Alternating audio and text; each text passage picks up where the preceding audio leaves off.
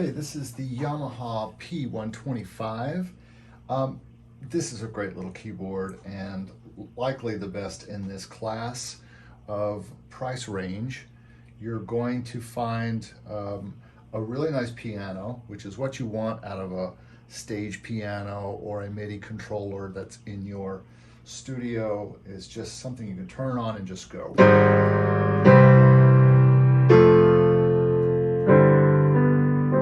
Now I have the 515 also, and so that's my main piano usually in this spot, but this has been kind of something I bought to do some gigging, and it's just not something I ended up using. So but it feels great. It's brand new, and when they're brand new, the action is very solid for something that's, you know, in the $600 price range.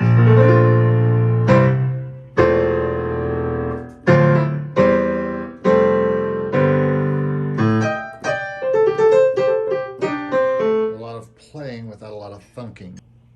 You can really play, and even if I turn the sound off, you can hear.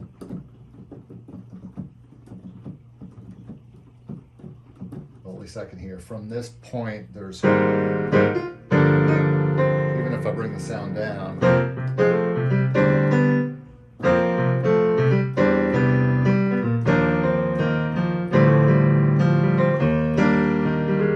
it's just not a very loud, thunky keyboard, and yet it feels very solid. It's not quite as solid as the 515, but it is very solid from a standpoint of its manufacture. It's I've got it on a nice four-legged stand here, but even on a nice piano stand with maybe a double X stand, it's going to be very solid.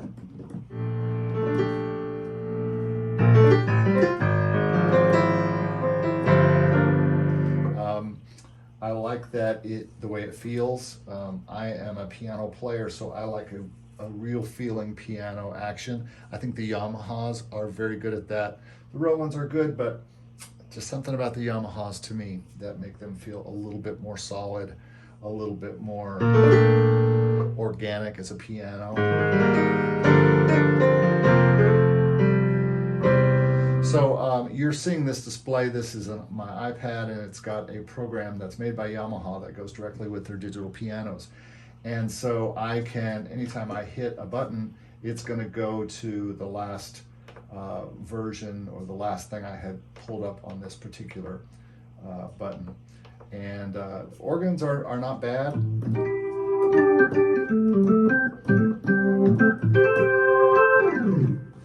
Especially the jazz organ. I think it's very good. The rock organ's a little distorted, but you may like that. And the church organs are nice. And the beautiful thing about this, if you do have the display set up, when you push the buttons, it changes, so you don't have to do any kind of work with that. So if you're at a gig and you want to use this and have that up there, you can. Also, what you can do is add the bass, and it automatically adds an acoustic bass, which if you're a jazz player is going to be good.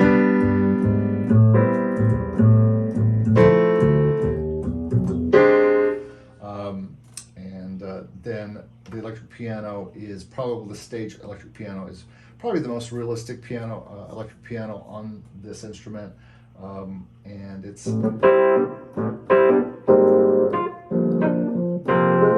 bite to it. You can dig into it a little bit.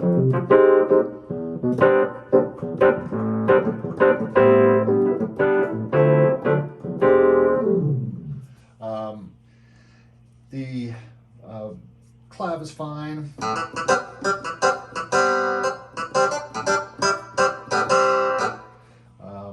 I think you can get in here and work on the verb and stuff like that. And you can set up your favorites, so if you're at a gig, you're ready to go just by pressing each button for what you want, and kind of have your meat and potatoes right here on your app. It's not necessarily that you have this. It'll work just fine without it. This app has a really nice thing called Piano Room, where you can kind of hear it in a concert hall or a chamber. Club. less verb on it. More of a room, and then kind of dry.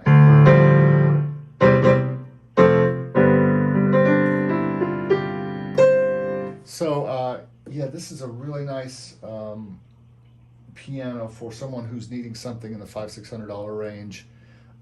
If you can find one new, you can certainly get them new right now as of the date of this video at Sweetwater or any particular place you like to buy them, and usually you're going to find them for about $650.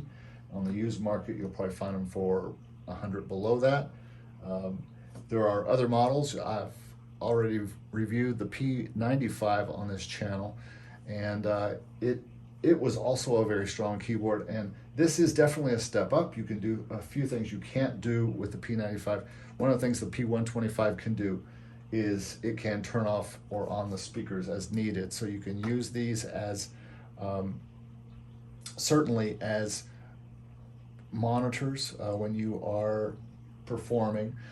The big problem with these particular speakers in this keyboard, as opposed to like the 515, is they've got these smaller speakers up here, but then they've got bigger speakers down in the back or underneath. And so a lot of the sound goes down. In your living room, it sounds great, or in your studio, it's fine.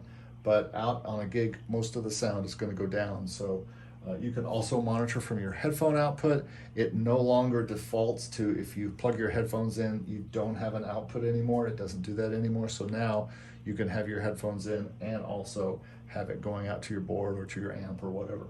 So P-125, I'm very happy with this instrument. I think it's the best in this price range for its feel, for its piano and electric piano sounds. Organ is very usable.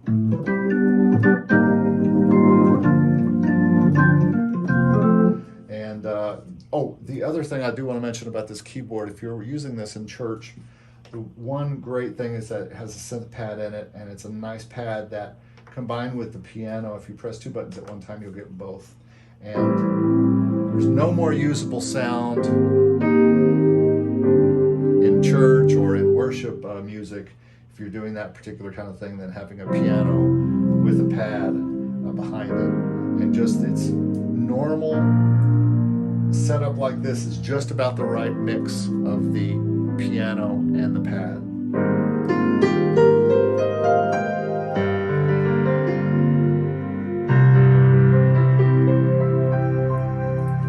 So that's the P-125, highly recommend it.